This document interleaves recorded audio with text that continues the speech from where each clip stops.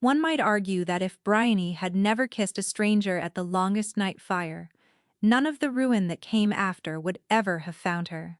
But then again, had her former betrothed owned the simple grace to hear the word no and believe it, she'd have had no cause to reach for a stranger at all. And had the stranger thought to mention he was king of the whole realm before she seized him by the collar, a word of warning would have spared them both. So, weighed fairly, the fault sat squarely with the two men, and Bryony was merely the woman wedged between them, doing her level best to outlast a bad night. That was her account of it, and she meant to hold to it the rest of her life, which, before the fire burned low, looked likely to be brief.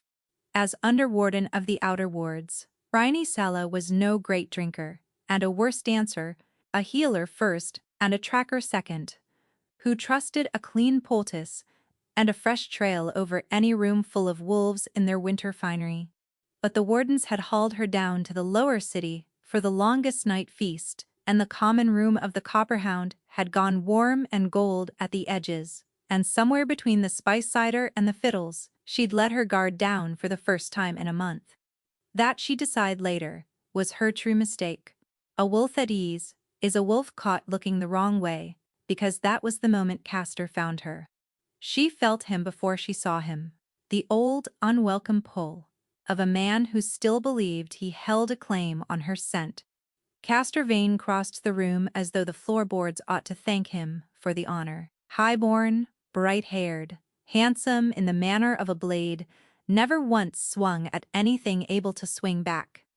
Half a year passed, the master of wardens had promised her to him the way one settles a debt with a sack of grain, and Castor had treated every day since her leaving as a clerical error he meant to correct. Bryony. He said her name as though he owned each letter. You look nearly like a woman tonight.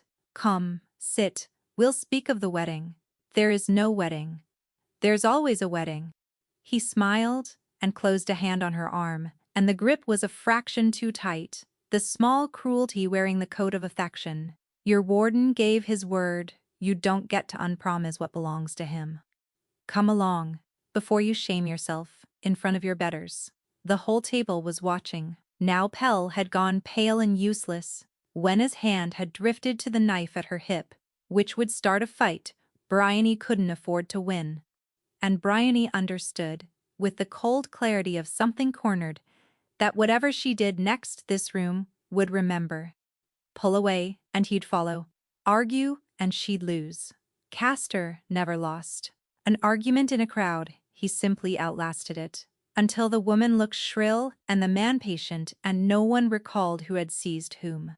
She needed him to let go, publicly, past all his smiling. In a way even Castor Vane could not talk around, so she cast about for the nearest excuse, and found a man. He sat alone at the end of the far bench, cloaked, hood up despite the heat, a cup of dark ale before him, gone flat and untouched. He had the still, unhurried air of someone watching a play he'd already read to the end. She could see only the lower half of his face, a hard jaw, a mouth quietly enjoying the world at its expense. He would do. Bryony stepped out of Castor's grip, crossed the 3 paces to the stranger, took a fistful of that traveler's cloak, and kissed him. She meant it, for a prop. 1. Decisive, public heartbeat. See, taken, spoken for, go home, and done. That is not what happened. The stranger did not so much as startle. A warm hand rose to the small of her back, as though they'd rehearsed it 100 times, and he kissed her back like a man with every right to the spending of it, and something low in her stomach dropped clean through the floor and kept falling. She broke away far too late to pretend it had been brief. There, she announced to the room, breathless and furious to be breathless. As you can plainly see, Castor, I am spoken for. So, you may take your wedding, and, spoken for, the stranger agreed pleasantly from under his hood. Thoroughly emboldened by cider, Bryony rounded on the room. And, while I've the floor, this whole realm is rotting from the floor up while its king frets over his banquets. A king ought to know what happens in his own house, and this one couldn't find his storerooms with both hands and a map. Strong words, the stranger observed. True ones. Castor's face had gone, an ugly, blotched color. And who? He spat. Under the old moon, are you? The stranger appeared to weigh the question as though it genuinely interested him. Then he reached up, in no hurry at all, and pushed the hood back. Bryony's first thought, traitorous, instant, wholly unsuited to the moment, was, "Oh, that is not fair." The face beneath the hood was one she'd seen 1,000 times and never in the flesh. On the wax seal she pressed into the infirmary rolls, on the banner over the muster yard she saluted each dawn. The engravers had caught the dark hair and hard jaw. What they'd missed was the rest of him, the lazy, total certainty of a wolf who'd never needed to raise his voice to be obeyed. The pale eyes too keen for the easy face they sat in, and a mouth already curving into the kind of slow, ruinous smile built to unmake sensible women in precisely the way it was at that moment, unmaking her. The fiddles had stopped. She could not have said when. "Arden," the stranger said, into a hush so complete she could hear the fire chew its logs. "Alpha King of Velmore, and you would be—" The warmth drained from the room the way water leaves a cracked basin. Castor dropped to one knee so fast his scabbard cracked the boards. Pell made a noise like a boiling kettle. Behind the bar a girl dropped a tray and no one turned, because every wolf in the Copperhound was staring at the underwarden who had just kissed her sovereign before the whole lower city. Bryony's mouth had gone to ash. "Say something. Anything. Undo it." "You're taller than the seal," she rasped. "Am I?" The king's smile deepened. "Delighted. I'll have the engraver's hands for it." "Your Majesty, I only meant," she let go of his cloak, as though it had turned to coals. "I withdraw it, all of it, I take it back." And here was the thing about the old moon's law that Bryony had clean forgotten in her panic, and every other wolf in the room had not, and was now remembering in appalled silence. A hearth claim, taken in the open before witnesses at the feast fire on the longest night, was no jest. It was a right, one of the oldest. A wolf could speak, and it bound both takers until it was loosed in ceremony before the pack. The king rose to his full and considerable height and looked down at her, and something behind the pale eyes had shed all its idleness, something that had noticed her and weighed her and reached a verdict she could not read. "No," he said softly, and the whole realm seemed to lean in to catch it. "I don't believe you will. Your Majesty, you claimed me warden at the hearth fire before witnesses, by the old rite." He bent close, so only she could hear, his voice falling to something private and immovable. "I am a great many things they'll warn you against, but I have never once taken anything back. No take-backs, love." Then he turned up his collar and walked out into the snow, as though he'd only stepped in to warm his hands, leaving her marooned in the quietest tavern in the north.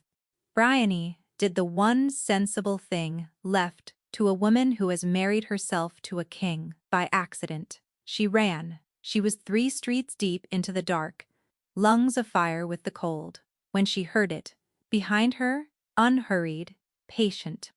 Boots in fresh snow that stopped the instant she stalked and started again the instant she ran. She was being followed.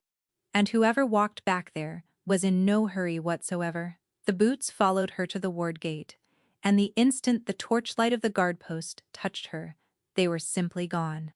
Bryony spun with her back to the wall and her knife half drawn, and found only her own breath smoking on the air, and a single line of prints in the new snow, already softening. Whoever it was had wanted her to know they were there.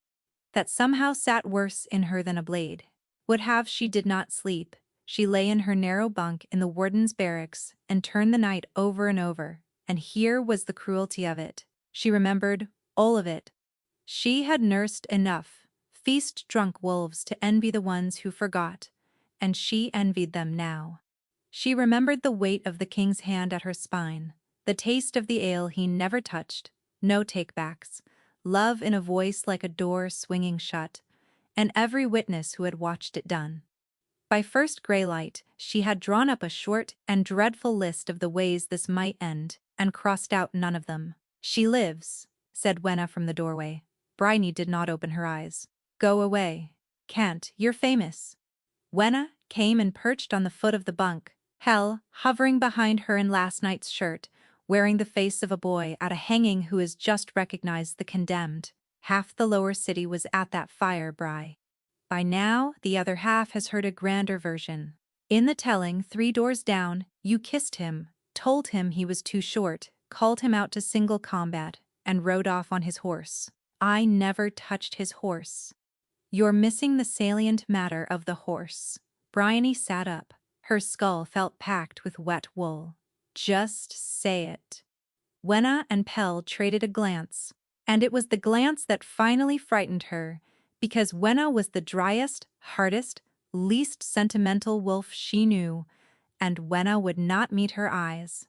"You spoke the hearth claim," Wenna said quietly. "At the fire before witnesses on the longest night. That isn't a thing you undo by saying you'd rather not, Bry. It's a binding right. It holds until it's loosed in front of the pack by both of you at the Alpha's word." A pause. "And the Alpha in question is him. He'll loose it." Bryony heard how thin her own voice had gone. It was sport to him, a hooded man having a laugh at a feast. "He'll wake, recall that he's the king, have some clerk quietly strike me from a record, and it'll be as if he said no take-backs," Pell blurted. "In front of everyone. Kings don't announce a thing to a whole tavern they mean to quietly unsay come morning. That's the entire point of being king. You don't have to." Wenna elbowed him quiet. But the harm was done, because he was right, and all 3 of them knew it. For King Ardan of Velmore did not have a reputation for taking things back. The Ruthless was not a name the balladeers had dreamed up to flatter him. He had come to the throne at 23, over the bodies of the cousins who'd mistaken a young alpha for an easy one, and no one had thought to question him since. Bryony pressed the heels of both hands to her eyes until she saw sparks. She had spent her whole life being useful, the one who set the bone and read the trail and stayed sober, while the rest did not, the one who was needed and therefore kept. Osric had lifted her out of the orphan house mud at 11 and made her into someone with a place, and that place had always rested on her being too valuable to throw away.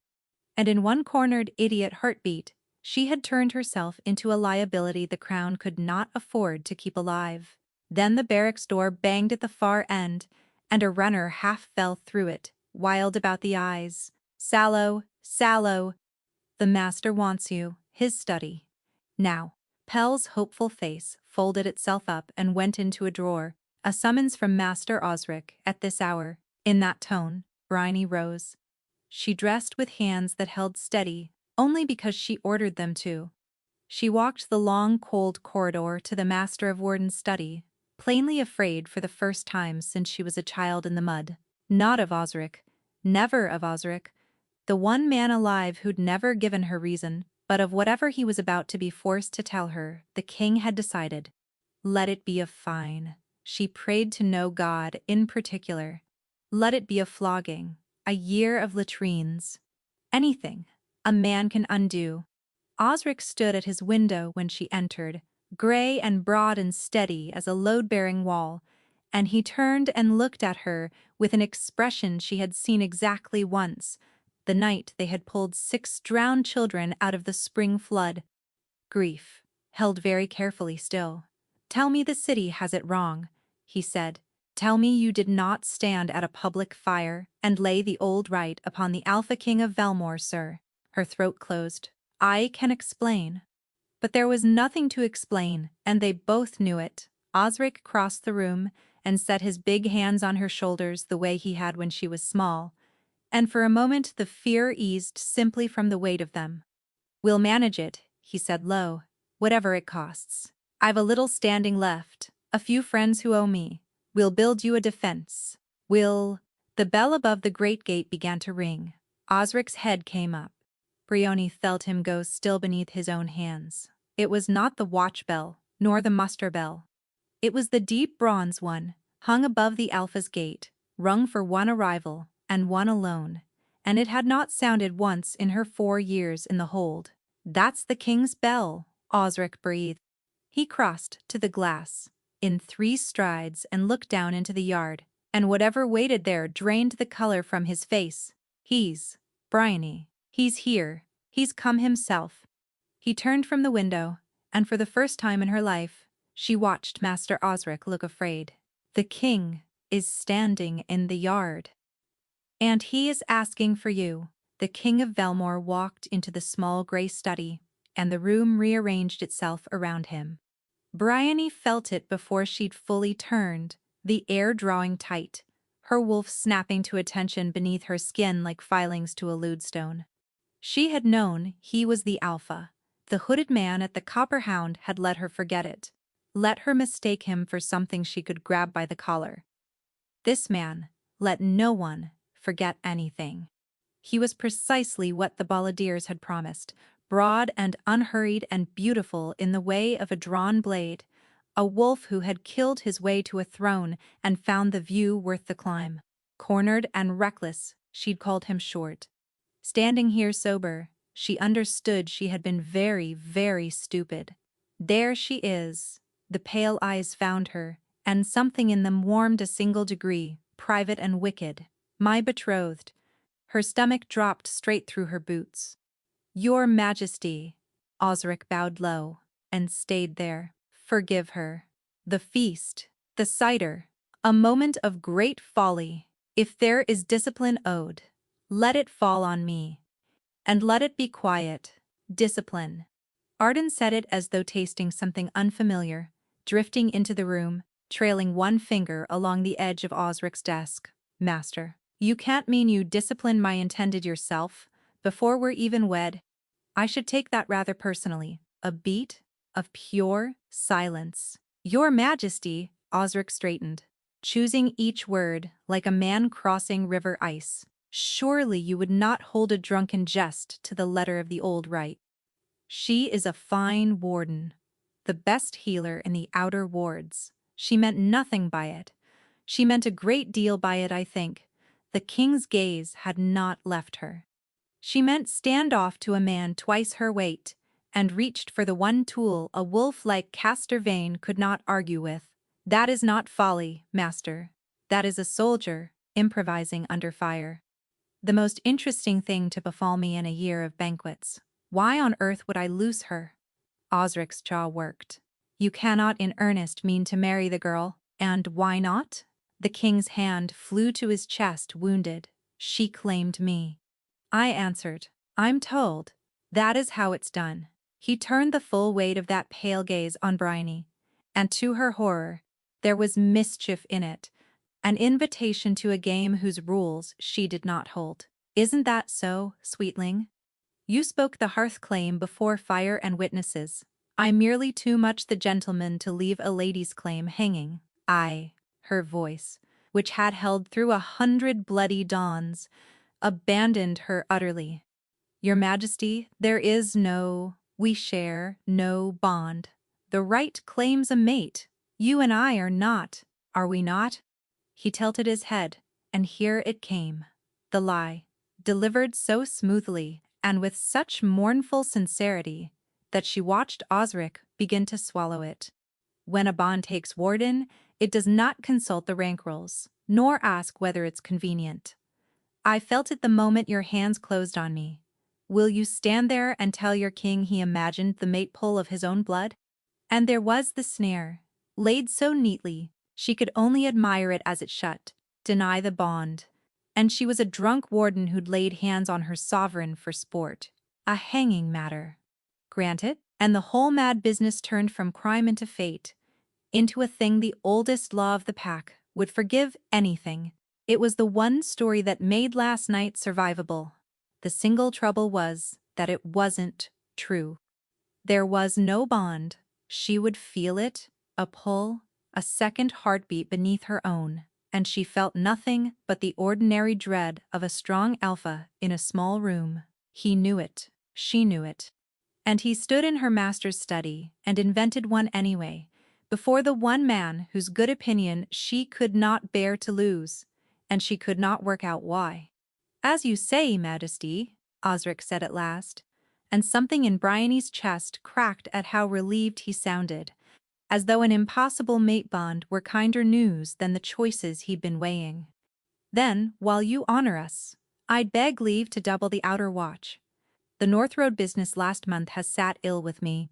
A lame horse and a bad strap," the king said lightly. "An accident. But double your watch if it eases you." He clapped once. "Now, might I have a moment alone with my bride?" Osric had no more choice than the ice has when the thaw comes. He bowed and went. The latch clicked, and Bryony stood alone with the Alpha King of Velnor. The mischief left his face the instant the door met its frame, replaced by something quick and level and watchful, far more alarming than the smile had been. "Your Majesty," she began, "I don't know what game this is, but I'm a poor piece for it. Loose me at the next moon. Take whatever discipline you please, and I'll never trouble the crown again. There's no cause to drag the realm through a farce. Do you always argue this much with people trying to keep you alive?" he asked mildly. That stopped her cold. "Keep me. Tonight I'll send someone to bring you to supper." He was already turning for the door, the mask sliding back over his face, like water closing over a stone. "Wear what you like, though I'm told it's the custom to make an effort." He paused at the threshold, one hand on the frame, not looking back. When he spoke again, the play had gone out of his voice entirely. "Trust no one in this hold, Warden. Not the runners, not the wine, not the men you'd swear your life by. A breath, above all. Not the men you'd swear your life by. Your Majesty," her mouth had gone dry. "You mean Castor? You mean the veins?" For a moment he was very still. Then he smiled again, the public smile, bright and empty, telling her nothing at all. "I mean," he said, "wear the gray. It'll suit your eyes." And then he was gone, and the apology she'd built so carefully still sat in her mouth with nowhere to go, and beneath it, cold and new and refusing to be smoothed away, a single question she could not stop turning over. Why would the most ruthless king in the North lie to shield a warden he'd met but once, and then in the same breath warn her against the only father she had ever known? Supper was laid in a small room off the Alpha Solar, and Bryony sat in it, like a prisoner awaiting the verdict. She had worn the gray. She owned exactly one gown fit for a king's table, and it happened to be gray, and she inquired no further into the matter. When Arden came, his gaze found her across the room, and did something to her pulse. She resented at once. "You made an effort," he observed, pleased. "I'm honored. I own one gown. Your Majesty don't read scripture into it." He laughed, a real one, surprised out of him, and she filed the sound away. A girl poured, and Bryony marked that the king's cup was filled from a separate jug, the girl sipping it herself before it came near him. He caught her marking it. Something flickered behind his face there, and gone. "You don't drink," she said. "Last night tonight, a full cup, and you never once touch it." "A king who drinks freely is a king who wakes up dead," he said lightly. "Eat your pheasant, Warden." She ate 3 bites and set down her fork. "Why am I here?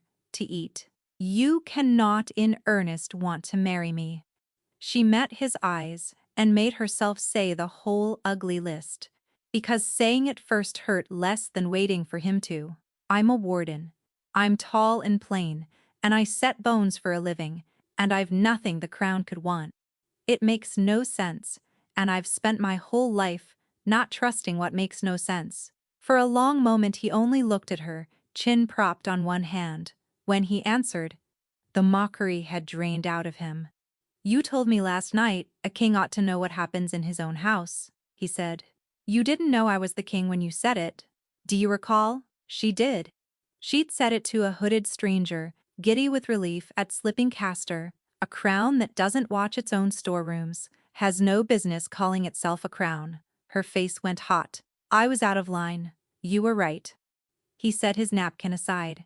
"I've held this throne 9 years, And not one soul in Caro has told me a true thing to my face. They're too fond of their faces. Then, a warden I'd never met stood on a bench and told me my realm was rotting from the floor and the fault was mine for not looking. He leaned in. So look with me, and we'll learn whether it's as simple as you think. Your Majesty, you needn't. I want to. And the play was gone, and what was left was steady and direct and God's help her sincere, and it undid something a lifetime of Osric's careful affection never had. Osric loved her the way a man loves a good tool, kept sharp. This one looked at her as though she might have something to teach him. Fine, she said, softer than she'd meant, so she showed him. She'd meant to march him through the outer wards, like an inspection, but the moment she stepped into the infirmary stores, something the gown had been strangling all evening came loose, and she forgot to perform. 40 rolls of clean linen requisitioned each moon, she said, running a hand along the half-empty shelves. We're sent 12. Same with the fever bark, the numbing root, the good needles, worse every year. I flag it up the chain, and up the chain it dies. No one above ever cared how a barracks bleeds out one bandage at a time. She braced for the royal platitude. Instead, he took the store's ledger from her hands and said, "Show me the delivery seals. Someone's signing for the difference. You follow trails for a living. Warden, so follow this one. Where does the linen go?" And there it stopped being a performance. She came to his shoulder, closer than she'd meant, both bent over the same page, her finger tracing the columns and his following just behind. She found the doubled entries. She found a delivery countersigned twice, once in a hand she knew, once in a hand she did not, and each time she did, he went very still, in a way that had nothing idle in it. There, she breathed, the bark. Ordered for the outer infirmary, signed off to a house factor, 2 days on, every single moon.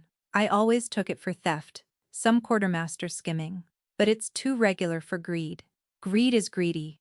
This is deliberate, the king said quietly. Someone is bleeding your wards on purpose, slow enough that no one moon ever screams it. He looked up.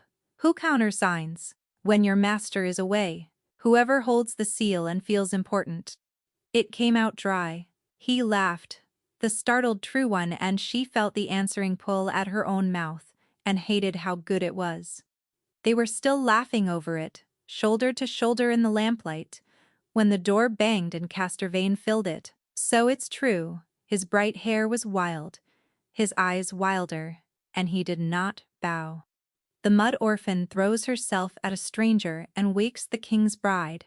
His gaze cut to Ardenne, calculating behind the rage. Enjoy her, Majesty. She's very useful. Ask her, master. It's all she's ever been to any of us. Castor. Her voice was iron. Get out. You were promised to me. He took a step, and for one ugly instant, the old fear climbed her spine. Then Ardenne moved, unhurried, and set himself between them, and the room dropped 10 degrees. Under Warden Vane, the king did not raise his voice. He never had to. Walk out of this room and reflect on how much of your family's future rests on my good humor. A silence with teeth in it. Off you go. Castor went white, then red, then went. But at the threshold, he turned. His eyes found hers and he smiled, the small, patient smile of a man who does not lose, only waits. You'll regret the stranger, he said softly.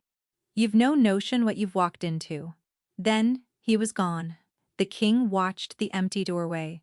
Charming boy. He's dangerous. The Vanes own half the North Road and he means every word.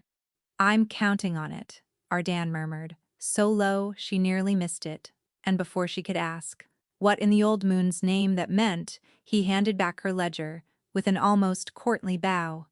Walk me to the yard gate, Warden. It's a cold night, and I'd rather not end it yet. They crossed the muster yard in the dark, and Bryony, who'd walked it 100 nights, heard it first. A scrape, stone on leather, off to the left, where the shadows pooled thick beneath the granary eaves. She stopped. Trouble, the king murmured, and something in his voice had changed. Her eyes swept the black. There, by the woodpile. A shadow that should not move, it moved. Down the crossbow bolt punched the air where his head had been, and buried itself in the granary door, with a wet, final thunk. She had already dragged him sideways, already put her own body to the wall between him and the dark, her knife in her hand with no memory of drawing it. Footsteps, more than one set, spreading wide. Not recruits. She knew the sound of trained men fanning to encircle, and her blood ran cold. And beside her the Alpha King of Velmore stood impossibly calm, straightening his cuffs as though a bolt through the skull were a turn in the weather. She stared at him. "You're not even surprised, aren't I? Someone just tried to put a bolt through your head and you're fixing your sleeves." The truth arrived all at once, cold and clean. The North Road, the lame horse, the doubled watch. Her voice dropped. "This isn't the first time." "How many, Your Majesty? How long has someone been trying to kill you?" For half a heartbeat, something real flickered behind the gray, something tired and hunted and very much alone. Then it was gone. "You're bleeding," he said gently. She looked down. The bolt splinter had opened her forearm, and she hadn't felt it. Later. "Just now, Warden, I'd take it kindly. If you'd do the thing you're so plainly aching to do." He drew the short blade from his own belt, and for the first time all night he smiled like he meant it. "And keep me alive." They came out of the dark all at once, 4 of them, blades bare, faces bound in dark cloth. "You only wrap your face," Bryony thought coldly, "when you expect to be known." The first came fast and overconfident.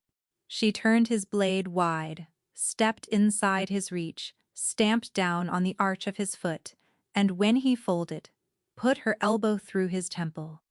The second went past her, straight at the king, and Arden met him without hurry and without mercy. He fought the way winter comes, quietly, wholly, with no interest in your opinion of it. "Behind you," he said, and she dropped. A blade hissed through the space her head had been. She came up under it, drove the heel of her hand into a wrapped throat, and the third went down, choking. The fourth broke for the king, blade high, and she threw herself across the gap. The edge laid her arm open, but she was inside his guard by then, and his wrist snapped under her hand like green wood. A whistle cut the dark, sharp, and clean. The two still standing, broke off as one, not scattering, not panicking. A disciplined withdrawal on command. Someone was calling them home. Silence. Bryony held her crouch, blood running warm off her elbow into the snow, until she was certain the dark was empty. "Well," said the king, not even breathing hard, "you do know how to show a man a memorable evening." Those were soldiers. Trained, disciplined, recalled by signal. Someone with a whistle and a chain of command. Just spend 4 good men trying to kill you in your own hold. "And you," her voice cracked, "who is after you? Tell me." "I cannot guard a secret. I'm not permitted to know." He looked at her a long moment, snow settling in his dark hair, and decided not to answer. "Let's see to that arm," he said gently, and reached for her. She did not take his hand. She bound her own arm, tight and furious, and thought, "A king, playing the fool. Or, a fool I keep mistaking for a king." She did not know. But she was a tracker, she was keeping score, and the tally of things that failed to add up was already too long to leave alone for a month. Bryony tried to solve him. Someone wanted Ardan dead. She knew it, so she did what she was good at. She watched, she gathered. Each night, she built a fresh theory in her bunk. Each day, he dismantled it by being unreadable, answering a sharp question with a jest, sliding the talk sideways until she was somehow arguing about falconry. He gave her nothing she could use, and a great deal she'd no idea what to do with, because the longer she watched him for danger, the more she found she was simply watching him. And worse, somewhere in those long, blurring days, she stopped wishing he would leave. He took to turning up at the stores at odd hours, sleeves to the elbow, and she'd lose the thread of her own sentence halfway through. He came to the north wall at the cold edge of a watch, with 2 cups of cocoa, and when their fingers grazed her whole arm lit to the shoulder. "You're not watching the stars," he murmured. "They're stars. I've seen them. They're rather outshone tonight." And he looked at her openly, and Bryony, who'd faced armed men without a blink, could not hold his eyes before she looked away. He was toying with her. She could never tell how much was real, and she was falling, and did not know which man she was falling for. It was on one of those nights, alone at the stores after he'd gone, that she found it. She'd been reconciling the year's requisitions, her own quiet hunt for the theft, and pulled the master ledger, the one only senior wardens touched, to check a counter-signature. And there, on the delivery for the worst moon of the year, the moon a winter fever took 7 children in the lower wards, for want of the very bark she'd ordered and never received, was a correction. A number scraped out and rewritten. She knew the ink. She knew the careful, deliberate hand that had rewritten it, because she'd spent 13 years learning to read that hand's every mood across a supper table. She sat very still and told herself there were 100 innocent reasons a master of wardens might correct a ledger. She almost believed it. Almost. She closed the book and told no one, and hated the not telling, and couldn't have said whether she guarded the king's secret or her own.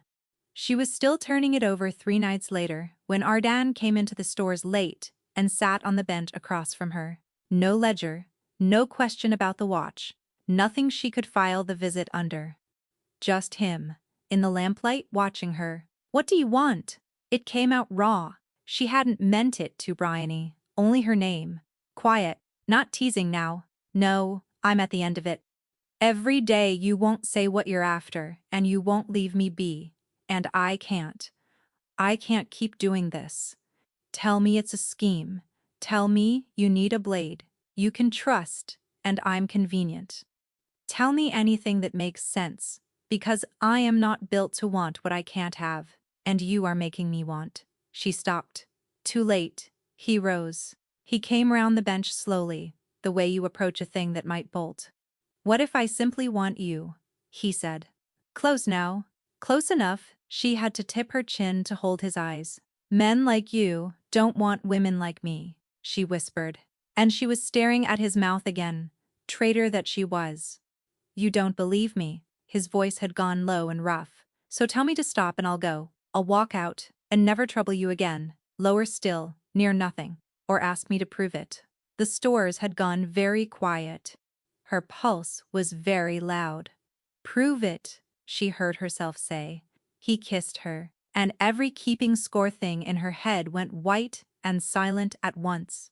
His hand slid into her hair, his mouth warm and certain and thorough, and there was no audience this time, no caster to flee, no room to perform for, only the 2 of them, and the lamplight, and the overwhelming fact of him.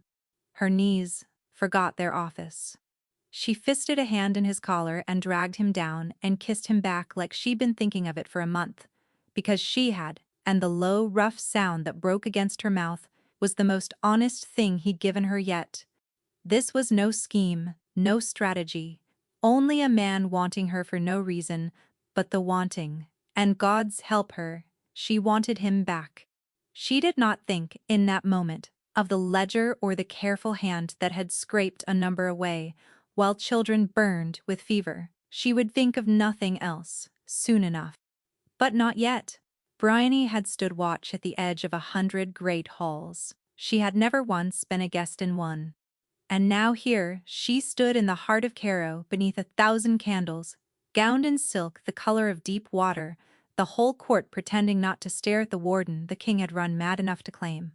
Alpha Torvin had come down out of the hoarfrost with his heir, the grave young Ilka, to weigh whether Velmore was worth an alliance. Half the dancing courtship, half politics, and Bryony could rarely tell which. She found Ardan across the room, and he smiled, slow, private, the smile he'd given her at dawn, waking beside him, with the whole impossible month settling into her bones like a truth she'd stopped fighting. "You look devastating," he murmured when he reached her. "I look like I'm playing dress-up in a life that isn't mine. You look like you're mine." His eyes were warm. and I'm the luckiest wretch in the north. Come, let me walk you past every lord who swore I'd lost my wits." He steered her through the crowd, with easy authority, and she let herself be steered, and it frightened her, how natural it had become. He drew her onto a cold colonnade, where the music thinned and the night air came off the black gardens, and for a moment neither spoke. "You hate this," she said, watching him. She'd learned him now, the shape of his laughter against her throat, the way he said her name in the dark. She could tell when the smile was armor. He watched the dancers through the arch. "Hate is a strong word. You're lying." He laughed, surprised, genuine, and the easy charm drained out of his face and left something tired beneath it. "I am, aren't I?" He looked older of a sudden, and younger. "I've done this since I was 23, the smiling, being exactly ruthless enough that no one looks too hard at the parts of me that aren't. And I can no longer tell whether that makes me clever or—" He shook his head, and the armor tried to slide back. "Ignore me. Too much party and none of the wine I'm allowed. Arden." He met her eyes, and, for a heartbeat, she watched the most feared wolf in the north brace the way he always did when someone came too near. A true thing. She reached up and touched his face. His breath caught. The false smile crumbled clean off him. "You're not what they think you are," she said quietly. "You're so much more than the performance and the man underneath it." She paused. "I like him. Rather a lot." Something cracked open behind the gray. "Bryony," he said, rough, and then he kissed her, fierce and grateful and something close to desperate. She leaned into him, and the world shifted. It was not the heat. She knew the heat by now. The wanting, the pull. This was something else. Relief and fear and a fierce, aching tenderness pouring into her through the place where they touched. And it was not hers. She could feel him, his feelings, distinct and clear and wholly foreign inside her chest. Bryony jerked back with a gasp. Arden's eyes were wide, the pupils blown black. "Did you—" he started. Her heart was slamming so hard she was sure he could hear it, because the bond he'd invented in a gray study a month past, the lie she'd let stand to save her own neck. It was here. It was real. It had grown in the dark while she wasn't watching, the way the truest things always do. "It was only a kiss," she heard herself say. He went still. "A kiss," he repeated. And his face did something wounded, and his voice went careful and far off, in the way it did when he was hurt. "Of course, probably nothing." A servant appeared at the edge of the colonnade. A silver tray on one palm, 2 cups of wine dark as blood in the moonlight. "Your Majesty," he murmured. Arden, still watching her with that wound in his eyes, reached for a cup, and every instinct Bryony owned stood straight up and screamed. She struck the cup from his fingers. Glass shattered on stone, wine spread black across pale marble. "Don't!" Her hand locked around his wrist. She was already dropping into a crouch over the spill, and her healer's nose caught it under the fruit and the oak. "Bitter, sweet, rotten, wrong, wolfsbane," she breathed. "Or near enough. Refined. Enough to still an alpha's heart between one dance and the next, and leave it looking as though his own blood gave out." She looked up at him kneeling in the moonlight. The servant was already gone, melted into the crowd. "This was meant to kill you, tonight, in front of the hoarfrost." The color drained from the king's face. And beneath her own terror, Bryony caught his scent. Familiar now, safe, and the thought came unbidden. A breath slower, and he'd be dead on this floor, and I'd be dancing. Her grip on his wrist convulsed. "Bryony." His free hand came over hers, and when he spoke, his voice had gone hard, not afraid, calculating. "You will tell no one." She stared at him. "What? Not your master? Not the watch? No one?" His face had gone to stone. "Do you understand me?" "No, I don't. There is a poisoner loose in your hall, and a foreign alpha 50 feet off, and you want me to— I want you to think." He forced the edge down. Torvin came to weigh whether Velmor is strong enough to bind himself to. Let it run through that hall, that a man poisons the king under his own roof at his own feast, and he takes his daughter and his alliance home tonight, and the houses that want me dead read it as blood in the water. I'll have a war before the candles gutter. His eyes held hers. Trust me, just this once. I know exactly what I'm doing, and I cannot do it if you cry the alarm. Do you know? The fear was making her cruel. Because from where I kneel, it looks like the man I. She bit it off. His face crumbled. He closed the space and pulled her against his chest, and through the contact, she felt it again. The fear he wasn't showing, the exhaustion, and under it, a tenderness so total it stole her breath. You saved my life, he murmured into her hair again. Let me manage the how. Give me tonight. Every part of her that was still a warden said no. But she could feel the ghost of his heart through her palms. And she heard herself say, all right, I promise. Relief flooded him. She felt that too. He pressed his mouth to her brow, quick and grateful, stepped back, and the mask slid home. I'll not be long. Wait for me.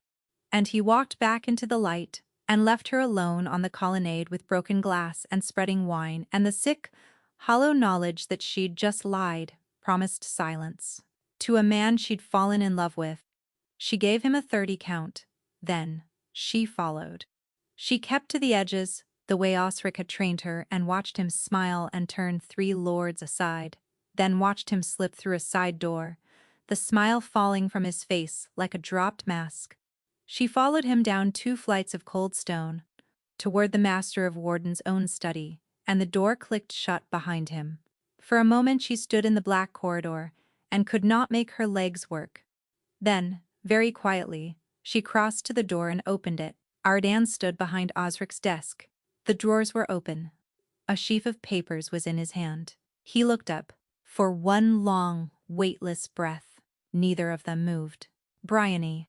His voice was very calm, very steady. This isn't what it looks like. Arden always had the answer before you'd finished the question, the most unnerving thing about him. In a month, she had never once seen him grope for a word. He groped for one now, standing behind Osric's desk, with the papers in his hand, and the stopping told her more than any papers could. Say something true, she begged him, without a word. His jaw tightened. Her stomach dropped through the floor. Someone tried to put wolfsbane in your cup an hour ago, she said, and her voice did not sound like her own. You told me to say nothing, and then came straight down here, in the dark, to go through my master's drawers. Her throat had gone tight as a garrote. So tell me, Ardan, what is happening? He set the papers down. His voice, when it came, was quiet, careful, terribly gentle. The smooth one he used on frightened lords and foreign alphas, not on her in weeks. He was using it now, and that was how she knew, before a single word, that it would be bad. I've been investigating Osric, he said. The words would not resolve into meaning. They were only sounds. Osric, she repeated. The Master of Wardens. The man bleeding your infirmary 1 bandage at a time. His voice never rose. The vanishing bark. The doubled requisitions. The children who died last winter because the medicine you ordered lined his coffers. It isn't theft, Bryony. Too regular for greed. He's been draining the coin meant for the wards into House Vane for 3 years. And the men who keep trying to kill me, he looked at her, no mercy in it. They've been carrying Vane. Silver, casters, men, your masters, money. She said it flat and final, the way you'd stop a bleed. You don't know him. Osric took me in, when I was 11, a half-starved orphan with nothing. He fed me, trained me, gave me a place in the world. He is the one person in my whole life who ever... She stopped, because beneath the roar of not Osric, never Osric, something cold and patient had begun assembling itself out of 13 years of evidence, and she could not make it stop. You needed someone close to him, she said very slowly. Someone he trusted so completely, he'd never guard his tongue. That's why you said yes at the fire. You'd been hunting a way in for years, and a drunk fool grabbed you by the collar on the longest night and handed you one. He said nothing. He held her eyes, and he did not deny it. Say I'm wrong. Her voice cracked straight down the middle. Erdan. Say I'm wrong. He looked at her for a long ruined moment, hunting for words that would soften it, finding none, and, to his terrible credit, refusing to lie to her twice in one night. He did not say she was wrong. Brioni dropped her face into her hands. She had been so stupid. The questions. Always the questions. Show me the delivery seals. Where does the linen go? She had stood at his shoulder in the lamplight, and believed he was falling for her, and all the while he had been reading her like a trail, using her nose, and her ledgers, and her hopeless heart, to hunt the one man she'd have died to protect. All of it, she whispered. It was all a lie. Not all of it. He came around the desk, and she backed into the corridor, and he stopped at once. Bryony, listen to me. I won't pretend the betrothal didn't begin as cover. It did. But it stopped being. Then why not just arrest him? She rounded on him. You suspected the man was funding your own murder. Why? Crawl through his drawers in the dark like a thief. Why me? Because being king does not make me untouchable. For the first time, the steadiness frayed. Osric holds the loyalty of every warden in the north, 30 years of soldiers who'd walk into fire on his word. Arrest him on a hunch, with no proof one honest man couldn't argue away, and there'd be blood in the streets of Cairo by dawn, and the veins cheering it. A tyrant jails whoever frightens him, and wonders why there's a knife in his back 3 years on. I had to be certain. It was a good answer. That was the worst of it. It was a good answer, and she hated it, and she hated that she believed it. You should have told me, she said. And the tears came, and she did not fight them. You knew I was innocent. You watched me put my body between you and a blade. I bled for you. I let you closer than anyone alive. Why not, Ardan? Did you think I was part of it? No. His hand shot out. Gods, no, if anything, you're the one soul in this hold I cleared the very first night. That stopped her. Why? Because of what you said at the fire, drunk, cornered, with no notion I was the king. Something twisted in his face. You told the hooded stranger that everything rotten in Velmore was the king's own fault. Half my court believes exactly that. Not one of them would ever say it to my face. But you did. Drunk people don't scheme, Bryony. They say the true thing. That's how I knew you weren't part of any plot. His voice dropped. But it made me wonder. That verdict, that the young king was to blame, was it yours, or something the good master helped you to see? She opened her mouth. Nothing came, because she could hear it now. Osric across 100 late suppers, grinding his teeth over the supply lines and the contradictory orders. A king ought to know what happens in his own house, girl. He's too busy with his banquets to notice men like us breaking on his indifference. Her words at the fire. His words first. She had carried his grievances in her own mouth for years, and never noticed they were not hers, had let him aim her at a king she'd never met, and call it her own good sense. You could have told me, she said, shaking. You watched me bleed for you, and let me keep loving a man who was using me. Would you have believed me? It came out barely above a breath. If I'd told you a month ago that the father who raised you was selling your wards for silver, would you have trusted me over him, or gone straight to Osric and gotten us both killed? He did not wait for the answer they both knew. I was right about little else, Bryony, but I was right about that. It struck her like a slap, because it wasn't wrong, so she reached past it to the older wound. It doesn't matter, her voice went to gravel. The first night at supper, I told you men like you don't see women like me as anything but useful. And you sat there and let me believe I was wrong. The tears spilled over. Now look what I was useful for. It is wrong. His hand came up, reaching for her face the way it had on the colonnade, fingers already curving to cup her jaw. Don't. She jerked back hard enough that her spine hit the cold stone. Don't say that. Not now. Not when the only reason you're saying any of it is that I walked through the wrong door at the wrong hour. For a long moment, neither moved. His face was open and stricken, the mask gone. An hour ago, it would have undone her. She turned for the corridor. Bryony.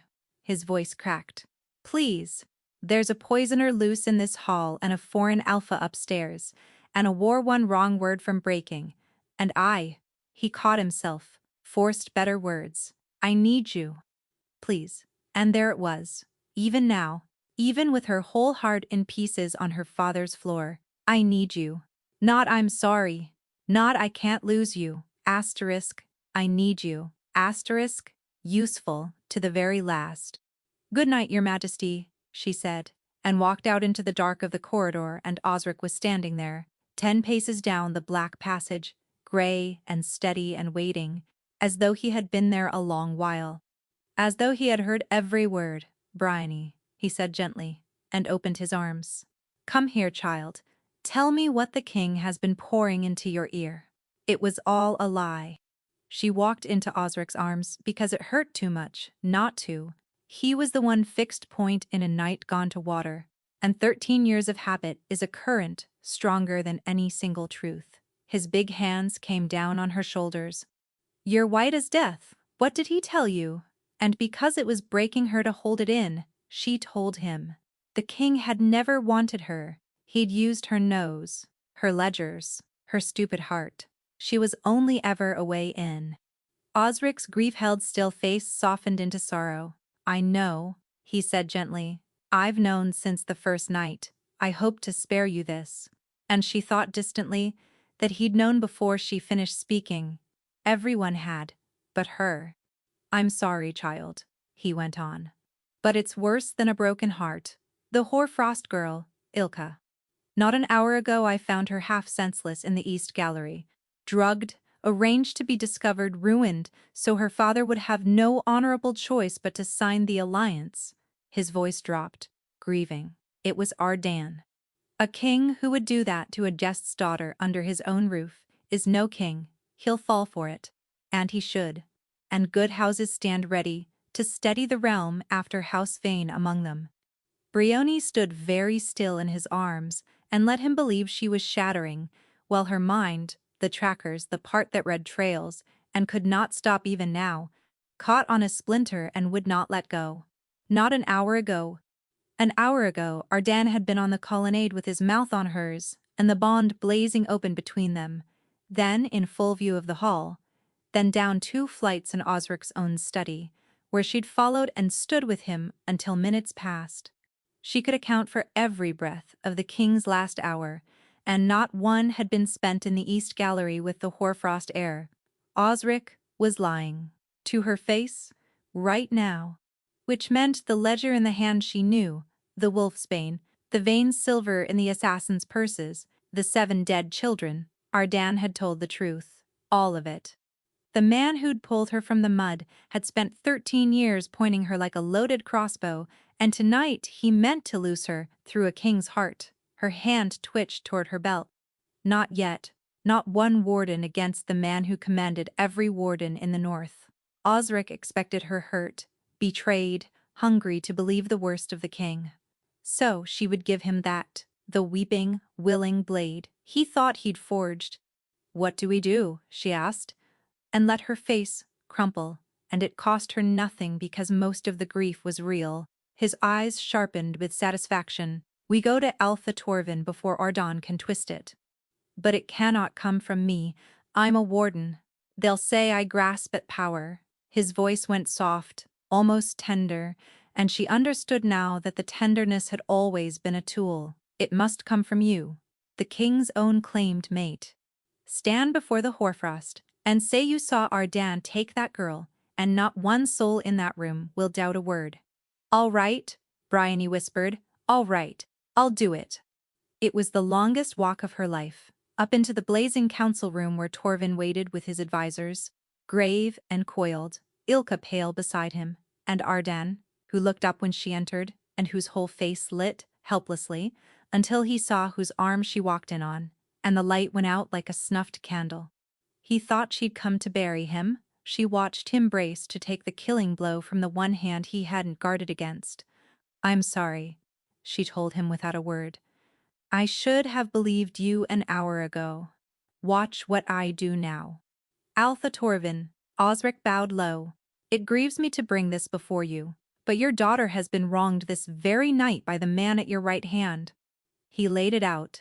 The drug, the disgrace, the alliance bought with a girl's ruin, and the hoarfrost Alpha's face went from gray to a terrible mountain stillness. "That is a lie," Ardan said, "in every word."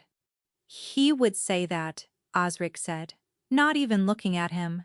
"But the king's own bride was in this hole tonight, and she has every reason to shield the man she's sworn to." He turned and the whole room turned with him, to Bryony by the door. "So, ask her. Tell his majesty of the hoarfrost what you saw." Every face swung to her, Torvin leaning forward, desperate for it to be false, the vain-bought advisors already counting the throne empty. Ardan still braced, certain she'd come to end him. She turned to Torvin and lifted her chin. "I saw nothing of the sort," she said, clear and carrying, "because it never happened. Master Osric is lying to you." The room snapped, tight as a drawn bow. Beside her, Osric went rigid. "He tells you it happened within the hour," Bryony went on, and her voice did not shake now. This was her ground. "But an hour ago, King Ardan was at his own feast before 200 witnesses, and then in private council with me. I can account for every minute. He was never near your daughter. Ask her women, ask her." She faced Torvin and played her last card. "And there have been 3 attempts on the king's life this season. There was refined wolfsbane in his wine tonight. I struck it from his hand, and the broken cup still lies on the colonnade stone." Her eyes cut to Osric. "Search his quarters now while he stands here and cannot reach them. See whether you find a wronged princess, or a paymaster's ledger, vein silver, and poison enough to drop an alpha king. This is hysteria." Osric's calm finally cracked. "She's distraught. She's been turned." "Then a search costs you nothing," said Alpha Torvin quietly, and nodded to his own guards, and Osric's face changed. The grave, grieving master of wardens, simply went, and what remained was cornered and cold and calculating. For the first time in 13 years, she saw the man who'd raised her, wearing no mask at all. He ran, not for the door, at her, the knife sliding from his sleeve half a beat before he reached her, the same easy motion he'd drilled into her 1,000 winter mornings. "Bryony," Ardan's voice, raw with terror. But this was the one thing she knew, in her hands, better than her own name. She did not step back. She stepped in, turned into him the way he'd taught her, caught the knife arm at the wrist, and used his own weight to put the master of wardens face down on the council stone, her knee between his shoulders, his blade skittering away. She leaned to his ear. "You trained me," she said softly. "You should have remembered what I'm good at." Then the guards had him, hauled him up, and dragged him out, still snarling her name, and it was done. Torvin's people went to Ilka first, safe, drugged indeed, but never touched. Exactly as Bryony had wagered, the advisors scattered, and it was only the 2 of them. Ardan hadn't moved. He was staring at her as though he'd never seen her before. "You saved my life," he said. "Even after everything, you still—" "I came to stop a traitor." Her voice was flat as a frozen lake. "That's all?" The hope in his face flickered and went out. "I stopped Osric because it was my duty, and he was a traitor. Not 1 second of it was forgiveness. You looked me in the eye for a month and used me, Ardan. A bond doesn't undo that a beat. I'm glad you're alive, but I can't trust you, and I don't know if I ever will again." She saw it land, the realization that he'd broken a thing that would not simply mend because he wished it. "Bryony, please," his voice cracked. "I'll do anything. She walked out. She had been master of wardens for 6 months, and she was good at it. She'd always known she would be. The hold was a different place now. Osric sat in a cell beneath the old sea fort, The rot he'd worked into the wardens for 3 years cut out clean. Castor had bolted the night. His uncle fell and been taken on the North Road by the very watch he'd once bribed. The infirmary shelves were full, for the first time in Bryony's memory. Children who'd have burned with fever last winter did not. The king had done all of it, swiftly and without mercy, and the lower city had begun, cautiously, to love him for it. He had also made her master of wardens, and he had spent 5 of those 6 months trying to win her back.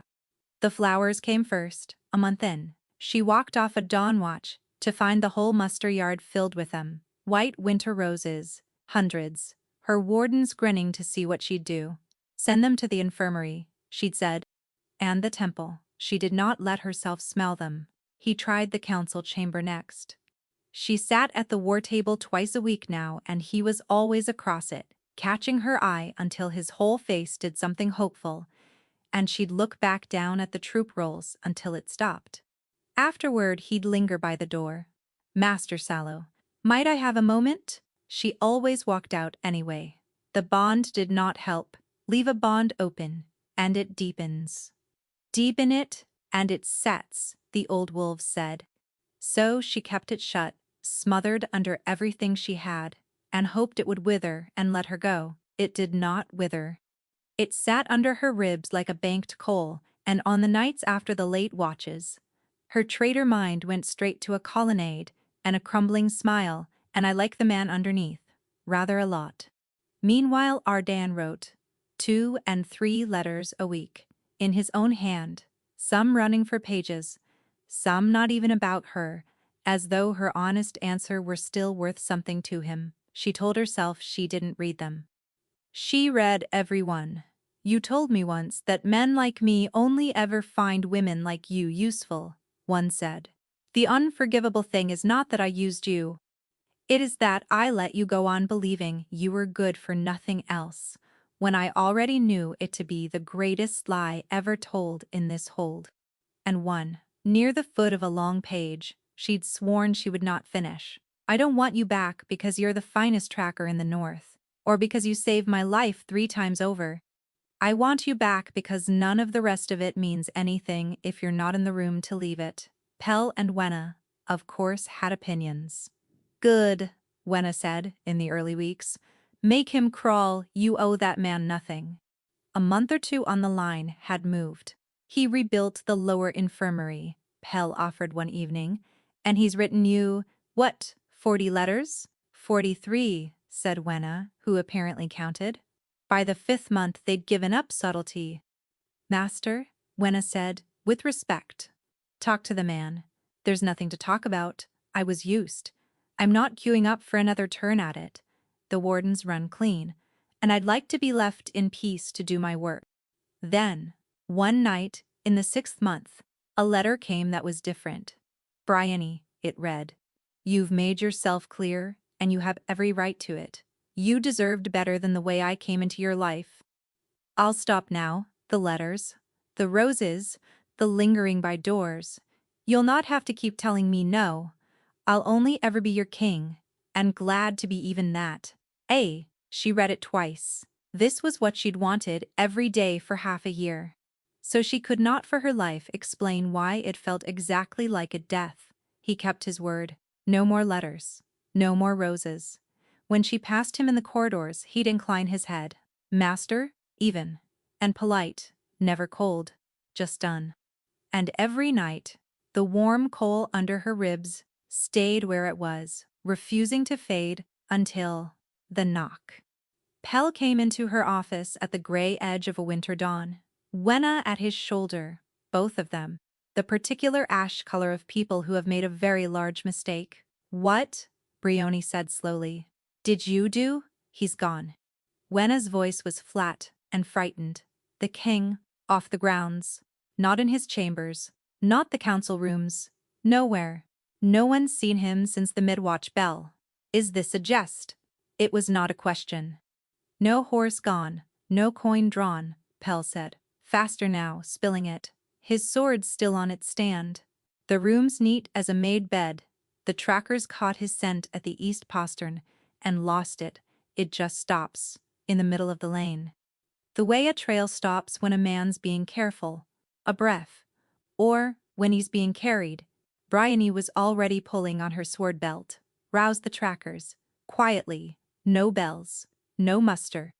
If it runs through the streets that the king's been taken, we'll have panic by full light, and every vein hold out in the north moving at once. Her hands were steady.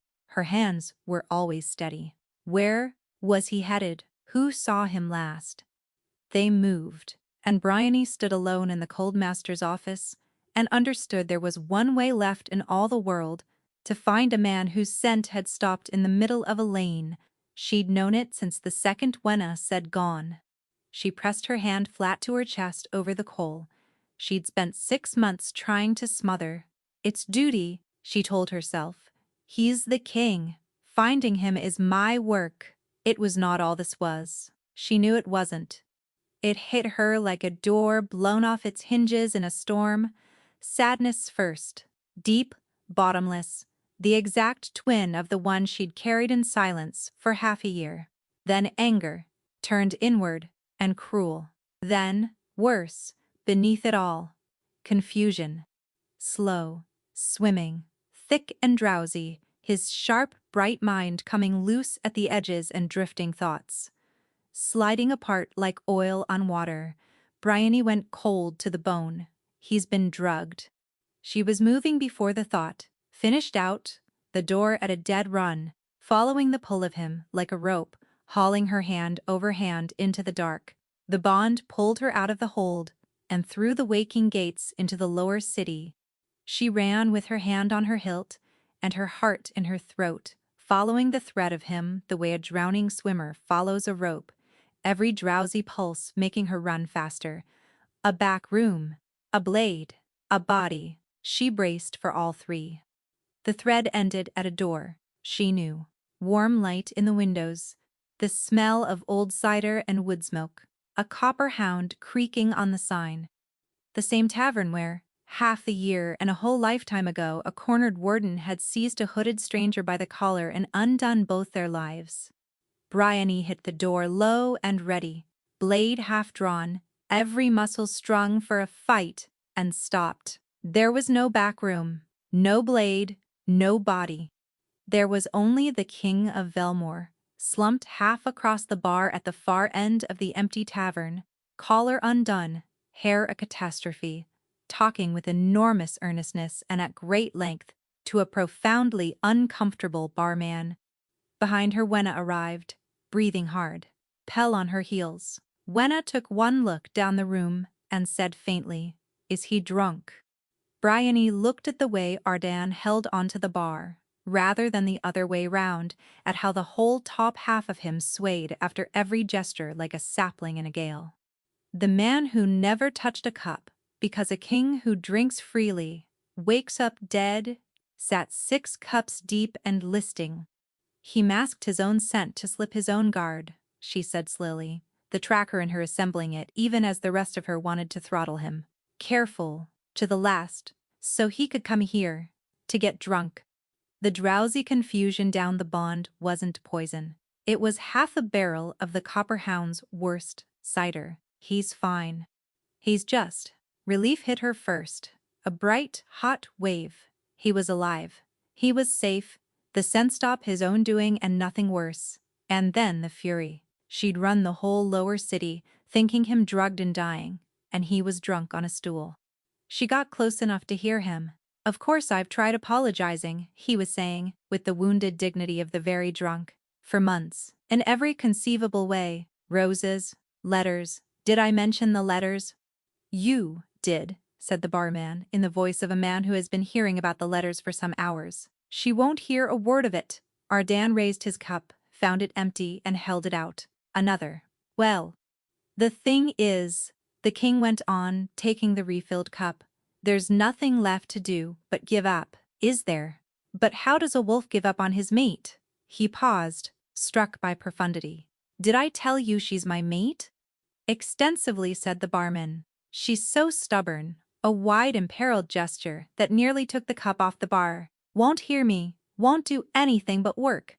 And she's very beautiful while she works, frankly, unfair of her, and very good at her. Bryony reached the bar and plucked the cup clean out of his hand. "That's enough," she said. The barman shot her a look of profound, wordless gratitude and retreated to the far end to polish something urgently. "I was drinking that," Ardan informed her, aggrieved.